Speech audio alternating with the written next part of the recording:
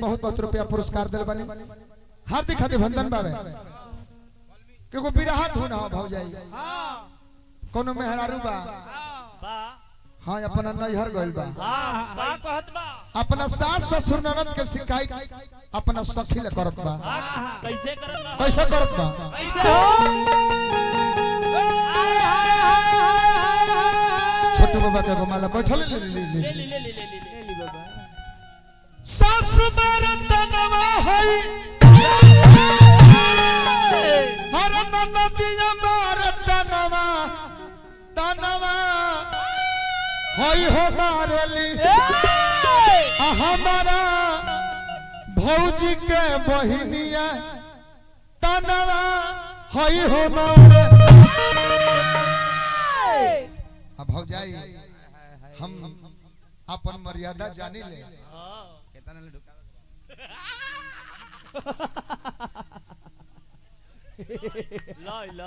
कितना लई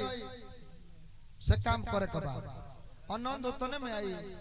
कुछ हेने से होई कुछ होने से होई खाली रोरो करब त मजा ना आई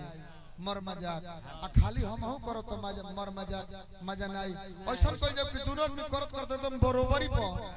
अलस्त हो जाई जा हां 5 लीटर दूध पियावे के पड़े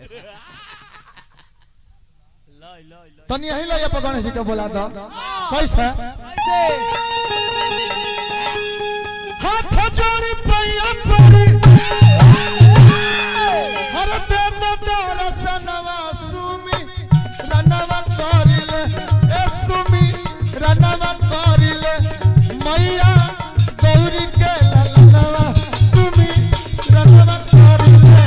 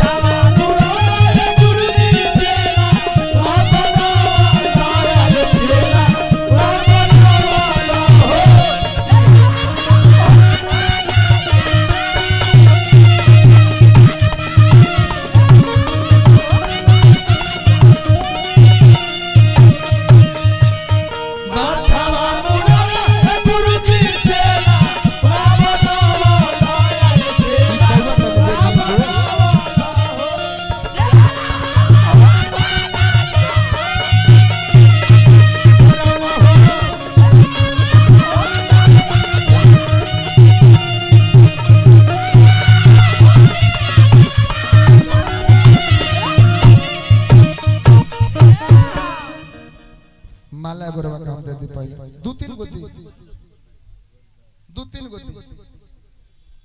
विवेक भैया कहां माला पहनाई है ले ले हां अब मोछ रंग धरत है बहुत हम खुश रहले निर्मला भौजी के सब जान के एकदम सब कुछ मैं भारी है बाबा हां यहां के कुछ जानी ले रात भर गावे के बा आ दिन भर सोते के बा हां महाराज विवेक भैया पचतना जिम्मेवारी रहेला बाकी रोरो चाहे वहां का शरीर पर सेहत का ध्यान है हां बोले हमार जिला देखिए मोछ देखिए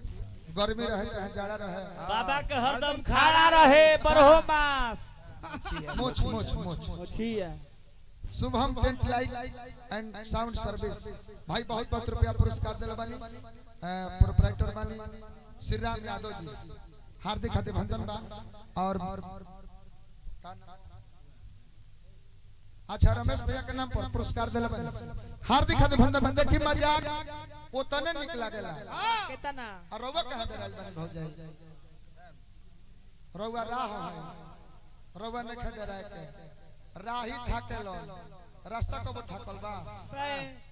अपन मने रास्ता कब ने खा थाक रास्ता ना थाके राही थाकेले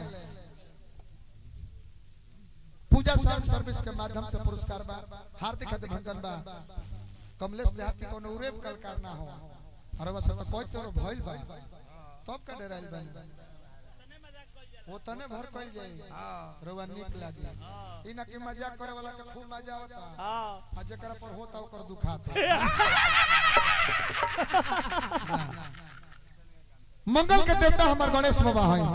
कि विघ्न हो रवैया हो मंगल के दाता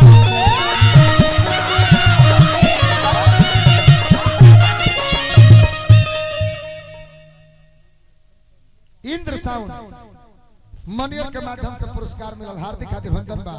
कि विघ्न हो रवैया हो मंगल के दाता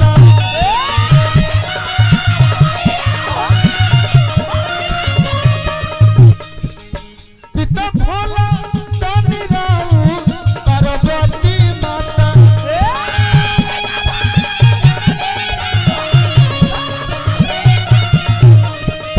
पिता भोला दानी राऊ पार्वती माता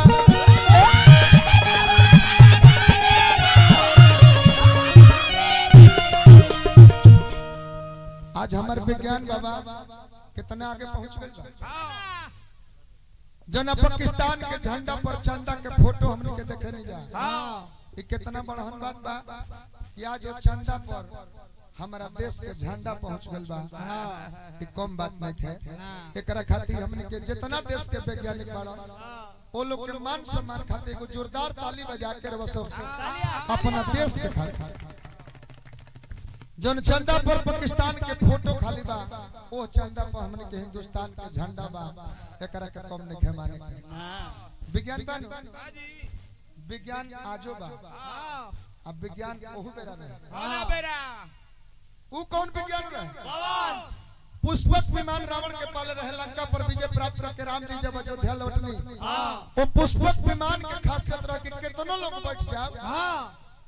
ओमे दो आदमी के जगह बात चले रहे हां क्या ही रोरो बैठे आई तो वो विज्ञान रहे बाबा विज्ञान हो रहे लड़का के मुड़ी कट गई हाथी के मुड़ी जोड़ल गई और लड़का टुनु टुनु बोलत रहले तो वो विज्ञान न रहे ए बार आदमी के धड़ में हाथी के मुड़ी जोड़ल जाई तो नहीं कोना चाहिए इनको ढेर और लड़का टुनु टुनु बोलत रहले आज आदमी के धड़ में हाथी के मुड़ी जोड़ल जाई बाबा बोली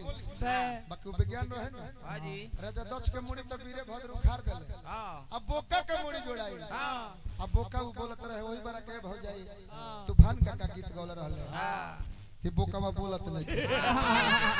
कतनो देखाई हरी हरी मुहावा खोलत हाई पुरस्कार मिलल बा